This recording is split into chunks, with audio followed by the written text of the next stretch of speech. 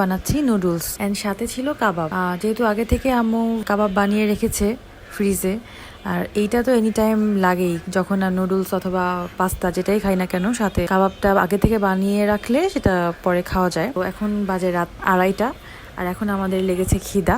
তো আমরা এখন কি করব, তো নুডলস রান্না করে খাবো সাথে কাবাব। তো আমি একটা প্যানে একটা কড়াই বসাই দিছি, আর এটাতে আমি এখন কাবাবগুলো ভাজতেছি অ্যান্ড আরেক সাইডে আমি নুডলসটা সিদ্ধ করতে দিয়েছি অ্যান্ড এটাকে আমি এখন রান্না করব। সো সেদ্ধ করা হয়ে গিয়েছে, এখন আমি এটা ছেঁকে নিচ্ছি।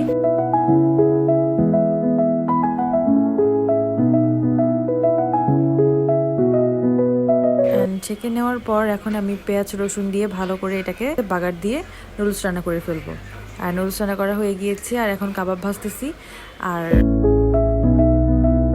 সো এটাই ছিল আজকের আমাদের নাস্তা বলতে কি রাত 2:30টার ক্রেভিং খাবার ছিল। So good night everyone.